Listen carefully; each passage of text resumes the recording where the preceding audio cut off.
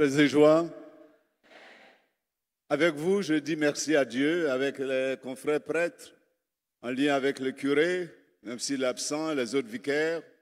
Merci à Dieu, avec le berger Marie et tous les membres de l'école d'évangélisation mariale, avec tous les mouvements et associations, particulièrement les amis du Très Saint-Sacrement et tous les mouvements d'enfants, de jeunes, d'adultes. Nous voulons dire merci à Dieu pour cette journée qui s'achève, un jour férié, le soleil qui a brillé et se couche, et le Seigneur avec nous. Et nous voulons nous dire ensemble, reste avec nous Seigneur, car il s'est fait tard, le jour baisse, la nuit est arrivée. Reste avec nous pour nous donner ta parole qui est lumière, pour nous éclairer dans notre vie, parce que nous ne voyons pas très clair dans notre vie scolaire, avec ses échecs, dans notre vie physique, avec toutes ces maladies, dans notre vie familiale, avec toutes ces querelles entre monsieur, madame, les enfants et les parents, dans notre vie paroissiale. Quelquefois, on s'entrechoque entre les mouvements et associations, les prêtres, les laïcs, dans notre vie politique, quand on voit que le ciel, dans notre ciel politique, les nuages sont sombres et on a peur des tonnerres, on a peur des grands vents qui peuvent emporter des vies humaines et nous sommes venus au soir de cette journée rendre grâce à Dieu. Et Dieu nous parle. Dieu nous parle à nous tous, mais Dieu parle à chacun parce qu'il nous connaît chacun par notre nom. Il te regarde les yeux, dans le silence. Il te parle, mon frère, ma soeur. Il me parle à moi, prêtre. C'est bien de tenir le micro devant les gens, au perché, et puis parler comme si on s'adressait seulement qu'aux autres. Je m'adresse à moi-même. Et Dieu me parle à moi, prêtre. Qu'est-ce que Dieu nous dit? Au fond, vous savez, le Jéricho que nous vivons aujourd'hui a pour thème, c'est le Jéricho de l'exaucement. Et c'est à juste titre que vous vous êtes intéressé à la parole du prophète Isaïe.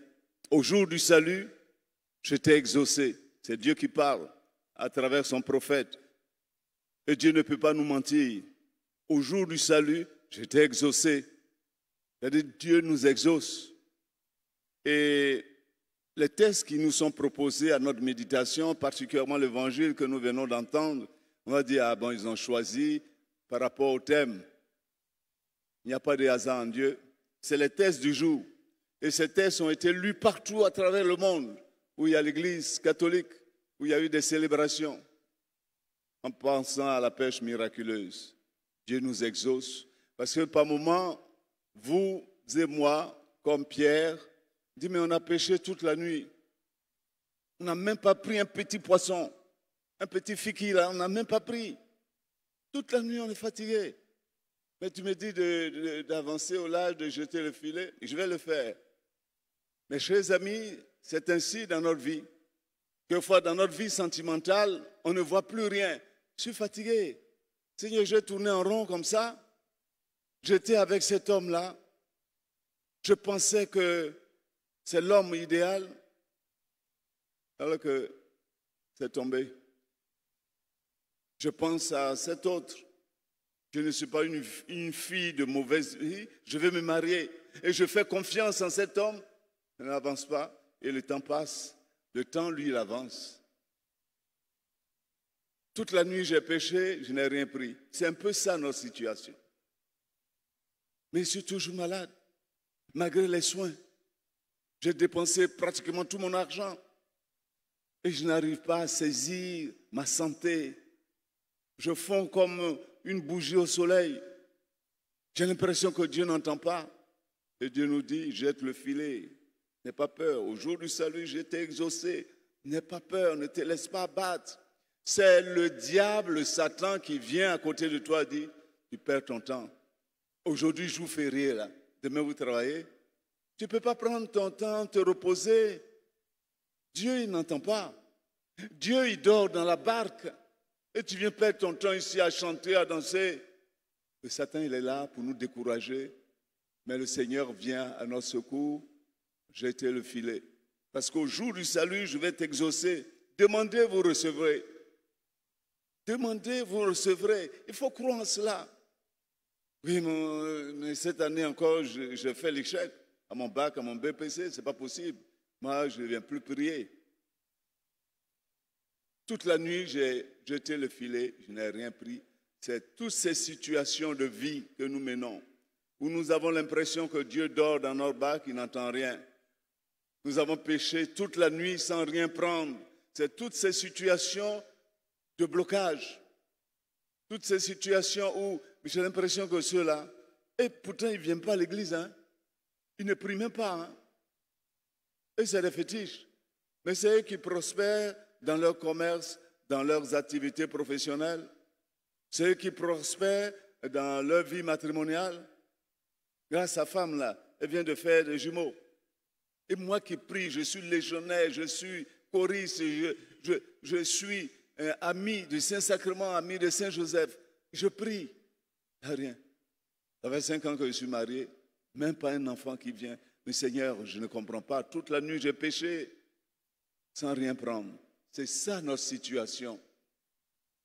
Et comme Dieu ne peut pas nous mentir, il a parlé par son prophète, Isaïe. Au jour du salut, je t'ai exaucé. Dieu nous exauce. Quand il nous dit demandez, vous recevrez, mais ça dépend. Quelquefois, il faut savoir que c'est nous-mêmes qui constituons des blocages. Dieu, il est tout puissant. Il peut tout. Mais tout puissant qu'il est, quand il dit je me tiens à la porte, je frappe, si quelqu'un entend ma voix, qu'il m'ouvre, moi Dieu, je viens habiter avec lui, je prends mon repas avec lui. Et comme je suis avec lui, mais sa vie fleurit, sa vie réussit. Mais tout Dieu qu'il est, si je n'ouvre pas la porte de mon cœur, Dieu ne peut pas rentrer. Contrairement à l'autre qui force les portes, lui il ne nous respecte pas, lui il vient nous mentir, Dieu dort dans ta barque. Mes frères, mes sœurs, à partir de ce Jéricho de l'exaucement, prenons un nouveau départ. Ne nous laissons plus aller au désespoir. N'ayons plus ce langage. Ah, nous autres là, on est venus les accompagner. Personne n'est venu accompagner personne ici. Hein. Ne dis plus ce langage-là. C'est-à-dire que tu ne fais même pas confiance en Dieu, que Dieu ne peut pas t'exaucer. Ah, nous autres, on est venus accompagner les autres seulement. Regardez notre vie de souffrance, notre vie de misère, notre vie de chômeur, notre vie de solitude, notre vie d'infécondité. Regardez. Mais c'est faux. Est-ce que tu t'es reposé un peu la question? Il faut créer les conditions. Voici 2 personnes qui viennent prier. Nous sommes tous venus prier. Mais ça dépend dans quelle attitude nous sommes. Hein? Un qui vient rempli d'orgueil, fier de lui-même. Seigneur, je te dis merci. Il est devant Dieu. Hein? Il est venu prier. Hein? Mais Seigneur, je te dis merci de ne m'avoir pas fait comme lui, là, ce voleur-là, ce pédé-là. Lui aussi vient prier. Et cette prostituée-là, elle aussi, elle vient prier. Seigneur, je te dis merci parce que je gêne, parce que j'ai participé pratiquement à tous les pèlerinages. Je suis parti à Lourdes, je suis parti à Fatima, je suis parti à Medjugorje, je suis parti à Issia, je suis parti à Dassozoumé. J'ai fait tout et tout. Seigneur, je te dis merci. Il a fini de prier, non? Et l'autre, qui est aussi venu prier, n'ose même pas regarder Dieu. Seigneur, prends pitié du pécheur que je suis. Parce que je ne suis pas digne de te regarder. Je ne suis même pas digne de me mettre debout devant toi. Exauce-moi. Prends pitié de moi. Le Seigneur nous dit des 2, ils sont venus tous prier, mais qui a été exaucé? Ce n'est pas le guindé là qui est fier. Celui qui s'élève sera abaissé. Souvenez-vous du Magnificat. Hein? Il ne faudrait pas que vous oubliez tout. Tout se tient dans la Bible. Hein? Celui qui s'élève, guindé, et qui méprise les autres, Dieu ne peut pas l'exaucer. Pourtant, le Seigneur dit, au jour du salut, je t'ai exaucé. Mais Dieu ne peut pas nous exaucer avec un cœur rempli d'orgueil. Tu es tellement rempli de toi-même. Il n'y a pas de place pour la grâce de Dieu. Il n'y a pas de place. Un verre plein, vous mettez de l'eau, ça se verse. Donc ça passe sur notre corps, la bénédiction de Dieu, malheureusement. On dit, je suis venu, pourtant j'ai prié, j'ai exaucé, mais dans quelle situation? Dans quel état? L'état d'orgueil? Tu Tu es toujours là en train d'indexer les autres. Et je le dis souvent, dans les évangélisations, en prenant cette image, ce doigt-là, regardez cette prostituée, elle aussi vient prier, regardez ce voleur-là, regardez ce pédé-là. Toujours en train d'indexer les autres parce que tu te crois meilleur. Mais tu penses que Dieu va t'exaucer? Fais-toi humble et Dieu te relève. Et Dieu t'exauce au jour du salut. Qui es-tu, toi, pour toujours juger les autres? Toujours indexer. Mais ce que vous ne savez pas, c'est qu'il y a un doigt qui est mais il y a les 3 doigts qui sont pliés et qui reviennent vers vous. Remets-toi en question par 3 fois. Hein? Et Dieu va voir que tu es humble. Il va te relever. Il va t'exaucer. J'ai recours de l'exaucement. C'est-à-dire créer des conditions pour que Dieu qui est tout puissant nous exauce. Je prends un dernier exemple, mais je vais dans l'Ancien Testament. Caïn et Abel. Les 2 sont venus offrir à Dieu. Hein. Mais Caïn, avec son cœur noir, a offert des ignames pourris à Dieu. Abel, c'est de gros moutons, des brebis bien nourris qui viennent offrir à Dieu. Mes chers amis, créons des conditions. Hein. Ne venez pas ici, dis-moi, je prie, j'exauce toujours, mais Dieu ne m'entend même pas. Pourtant, il dit à travers la bouche du prophète Isaïe, au jour du salut, je t'ai exaucé. Dieu n'entend même pas. Ça dépend comment tu fais. Tu ne veux jamais le bien de l'autre. Tu es en train de prier pour toi seul. Toi seul et ta famille, les autres, tant pis. Prêt à se moquer d'eux. C'est bien fait pour eux. Regarde ton cœur. Libère ton cœur de la haine, la jalousie, la méchanceté. Notre Dieu est un Dieu jaloux. Dieu ne peut pas se mêler de ce qui est la nourriture du diable. C'est la haine, la rancune, les médisances, les calomnies. La nourriture du diable, c'est plein dedans. Et vous voulez que Dieu vous exauce? Dieu ne peut pas entrer. C'est un Dieu jaloux. C'est toute la place à Dieu. L'amour, le pardon, la joie de vivre. Oui. Et Dieu vient, il s'installe, il nous exauce.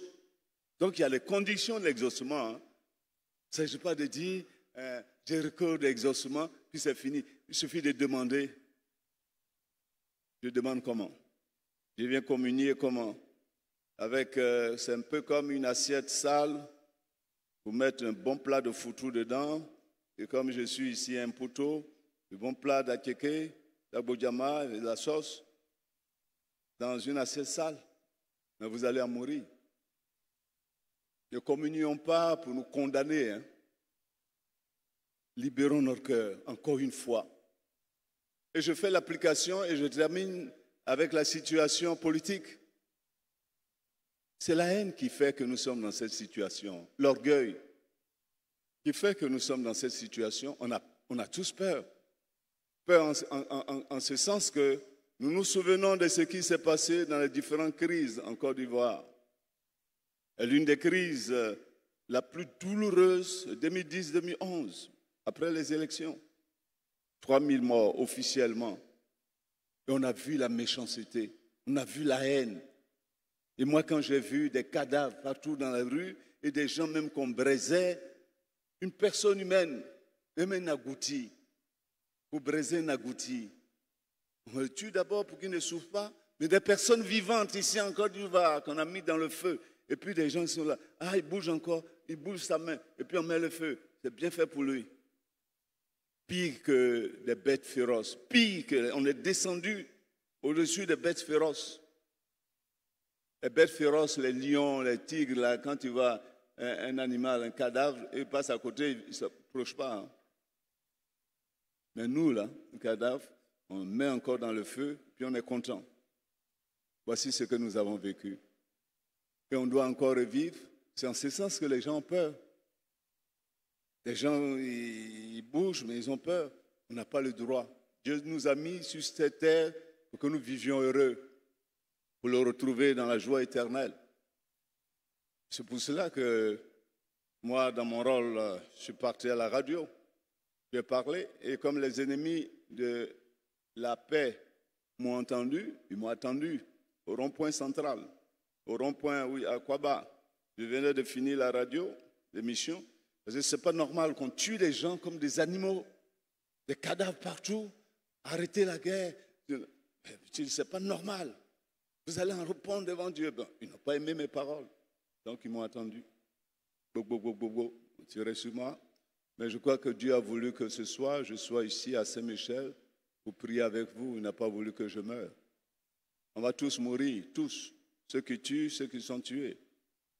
Et aujourd'hui, j'ai lancé une chaîne de prière parce que je sais qu'on approche des élections. Et quand il y a les élections en Côte d'Ivoire, on est comme maudit.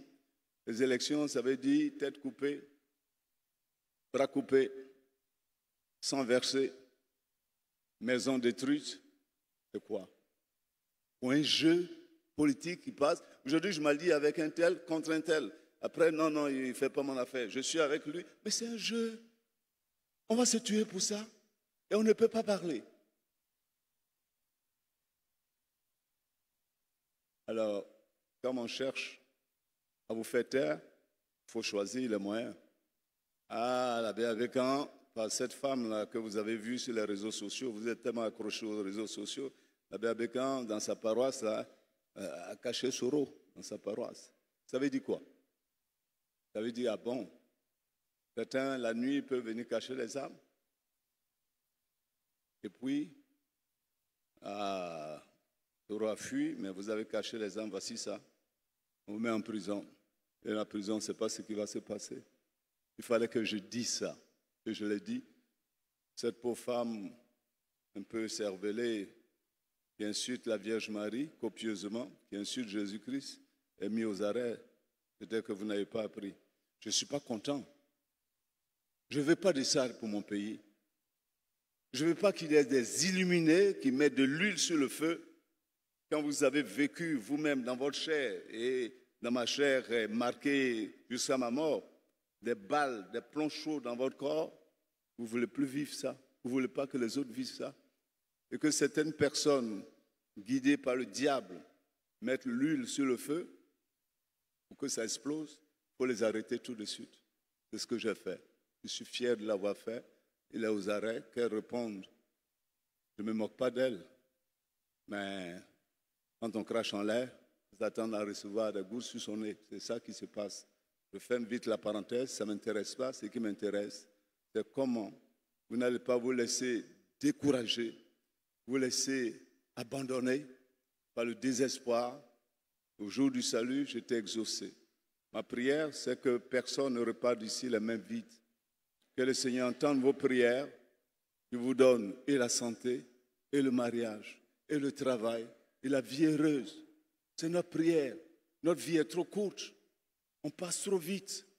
Tant que Dieu nous donne la joie de réussir. Au jour du salut, j'étais exaucé. Nous allons dire, Seigneur, tu as dit. Hein? Donc nous sommes venus. C'est le jour du salut aujourd'hui.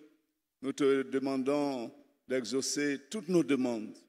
Nous prions pour les parents, les enfants, les jeunes qui n'ont pas pu venir à cette belle rencontre, occasionnée par l'école d'évangélisation mariale. Nous allons confier au Seigneur notre paroisse, Saint-Michel, avec ses prêtres, ses religieux, religieuses. Nous allons confier notre pays. Que par l'intercession de la Vierge Marie, la parole de Dieu qui est paix, amour, justice, vérité, touche les cœurs de nos dirigeants et celles qui veulent nous diriger, pour qu'ils comprennent que nous n'avons pas le droit de faire souffrir le peuple. Nous créons des conditions pour qu'on vive bien. Pas à l'école. Quand on va au marché, on voit le panier plein. On peut se soigner facilement.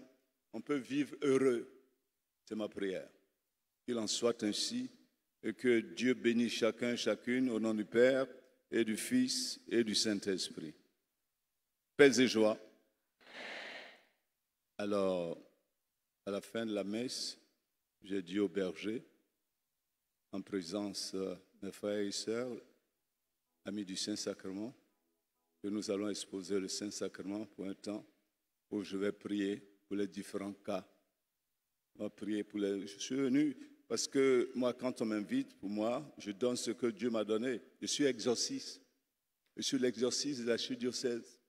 Et ce que j'ai, c'est ce que... Donc, j'ai souhaité qu'on ait un temps d'adoration au cours de laquelle je vais prier pour les malades. la plus grande prière, c'est ce que nous vivons, la messe. C'est bon? Ça va, non? Paix et joie.